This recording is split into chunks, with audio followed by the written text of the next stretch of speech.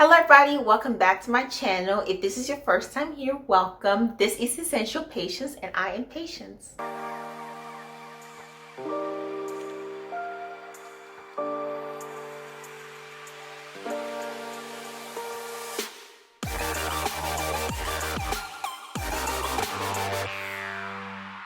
In today's video, I'll be talking about 10 good habits to build up that would increase your productivity, achieving your goals, and just overall improve your quality of life. These habits are not only easy to start, but also very easy to integrate into your daily life. So without wasting any more time, let's get started.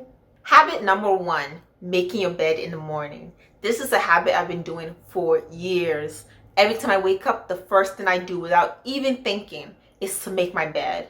The reason why this is so important is that mentally you're accomplishing something. So making your bed in the morning gives you a mental stimulation of like, wow, I've already accomplished one task of the day. Not to mention, it makes your room look better. Like when the bed is messed up, the room just looks junky. And even when it's time to go to bed, like a nice clean made bed is just really inviting and cozy to look at, to get into.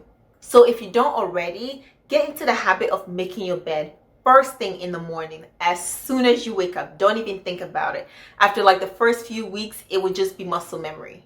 Habit number 2 is to plan your outfit for the week. I know this might sound extra because when we're young, we are encouraged to like plan your outfit the day before.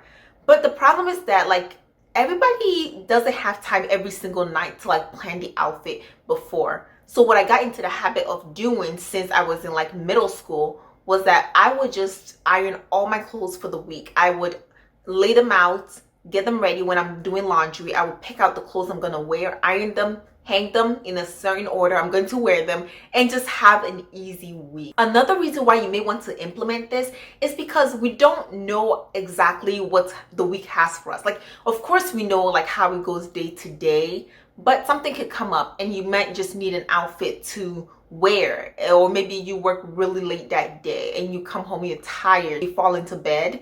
Well, when you wake up in the morning, you don't have to think about it. You know, you're not behind on your schedule. When you're doing laundry, it is just really easy to like just pick out all the outfits you want to wear for that week. Then you're just ready for the week. You don't have to always think about it in the night like, oh my God, did I forget to pick out my clothes for tomorrow? No, you pick it out once a week and that's it.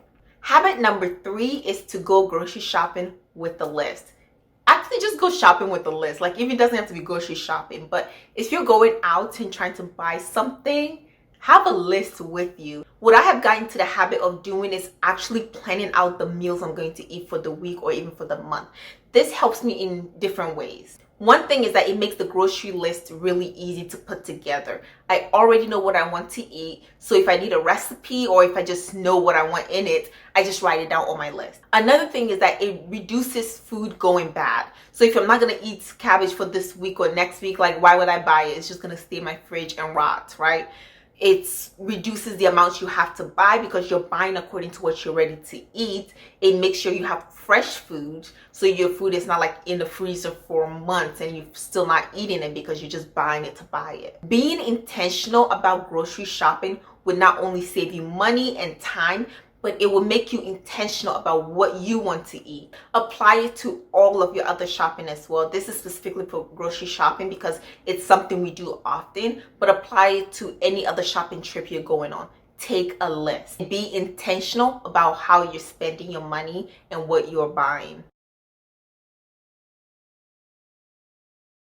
Habit number 5 is to have a designated breakfast. I know this seems kind of boring, but there's actually a science to it. According to a study, eating the same food for breakfast actually contributes to better decision making. Research into willpower and self-control has identified a concept called decision fatigue, whereby the more decisions we make over the course of the day, the worse our decision-making ability becomes. This is why I have a designated breakfast, unless, of course, something comes up. My designated breakfast is a green smoothie. I like to have it every morning. It makes me feel healthy. It's giving me the nutrients I need, and it's really easy to make. Waking up, I don't have to think about what am I going to eat. I already know what I'm going to eat, and that's what I have.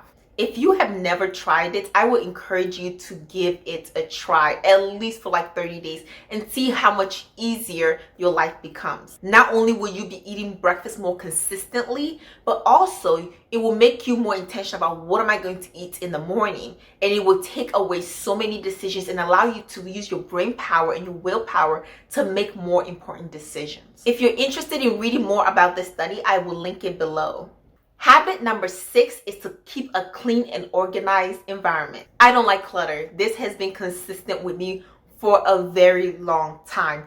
Keeping an organized environment makes you feel under control, especially in a world where we cannot control a lot of things. One thing you can always control is your environment and how it looks and how organized it is. When you keep an organized environment, you know where things are. You lose things less frequently. You don't damage things as much. And it just makes your life and day-to-day activities much easier. When your closet is organized and you need something to wear quickly, like you're not like, oh my God, where's this? Where's this? Where's that? You know where all like the pants are, the dresses are. It just makes decision making much easier. Another thing is that it makes you less anxious. I don't know about you, but if I'm like in the cluttered in place, like even if it's like clean clutter, if it's disorganized, it's like, where is this? Where is that? Like I just kind of feel anxious because I'm like, I don't know, it just doesn't make me feel comfortable. I like to keep my environment very clean, very organized, minimal things on surface. It just helps me that when I place something somewhere, I always know it is there. And when it's time to retrieve it, I know exactly. I don't even have to think about it. I know where it is. So I don't lose things. I'm not wasting time looking for something that should be elsewhere. So getting into the habit of keeping a clean and organized environment, I would say, is very imperative. And if you don't do that already, give it a try. Habit number 7 is to exercise. If you read the research, it seems like nobody wants to exercise today, but on Instagram, like everybody's hitting the gym. Getting into a habit of exercising is very important for our health, physically and mentally, but just our overall well-being. According to the National Library of Medicine, physical inactivity is a modifiable risk factor for cardiovascular disease and a widening variety of other chronic diseases, including diabetes mellitus, cancer, obesity, hypertension, bones and joint diseases, and depression. The prevalence of physical inactivity is higher than that of all other modifiable risk factors. So it's not just me suggesting it. Obviously, research time over time encourages us to get in some exercises. And you don't have to like do hardcore exercises every single day. For me, I designate about 10 to 25 minutes Monday through Thursday to do exercises in the morning, then 30 to 50 minutes Fridays through Sundays. The time and days you designate for exercising is up to you and what your health goals are. And again, I will link the study below if you want to read more about it.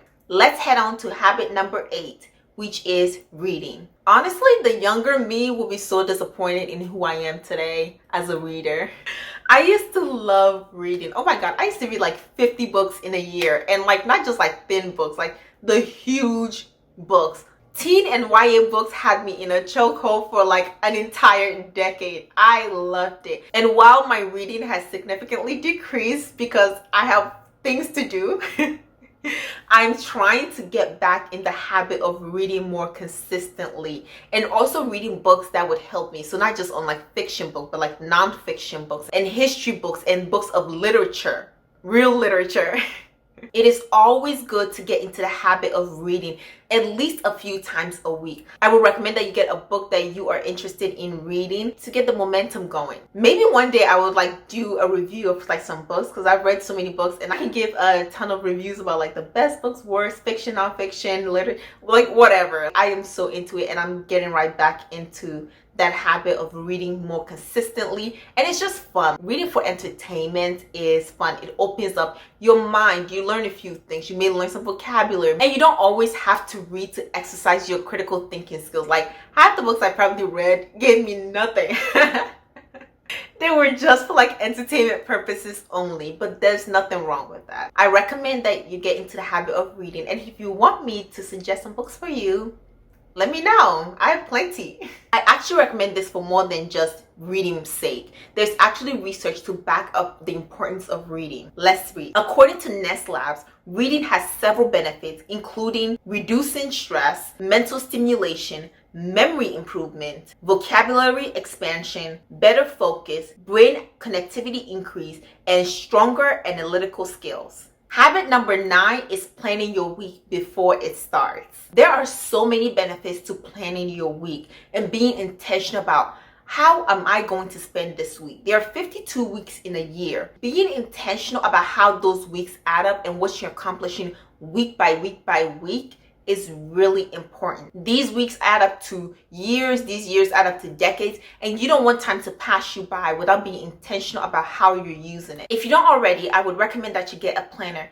and use it to plan your week, your days, your months, and be intentional about what you use your time for and what activities you're partaking with that time, because time is precious. Planning your week allows you to make goals and have a better chance of achieving them. It also keeps you looking forward and to be optimistic about the future. And with that, let's head in for number 10, which is reflecting and journaling. There is this quote I heard from Joyce Myers, which says, "We live life forward, but we understand it backwards." Taking time to reflect on where you are in life and how you got here and where you want to go is very important. This is regardless of whether you like where you are or where you don't. You can always take a step back, reflect, and think, well, how did I get here? If it was great moves that I made, like what were those moves? What actions? Which people allowed me to get here? And if you don't like where you are, you can ask the exact same questions, but then think about not repeating the same actions. Reflection also gives us the opportunity to practice gratitude and to know that we survived and we are here. There's a new day and you can make new dreams come true. You can also do this by journaling. I always encourage that you keep a journal. Some people may think, oh, that's like childhood thing, but keep a journal and try to be consistent in journaling your feelings and what you're going through. I always try to be consistent, but sometimes I pick it up and it's been a month since I wrote in it, but I'm trying to be more consistent with it. And there are so many benefits to this. According to research, there are obvious benefits like a boost in mindfulness, memory, and communication skills. But research have also found that writing in a journal can lead to better sleep, a stronger immune system, and more self-confidence and a higher IQ. Who's gonna start writing a journal? I know I am. I find this to be one of the most important habits to build is always to reflect and to, again, practice gratitude for where you are and make plans for the future. Because a lot of time when we look back and we see where we were and we see how far we've come, it gives us the hope and optimism and faith to look forward, that the future has bigger and better things installed for us.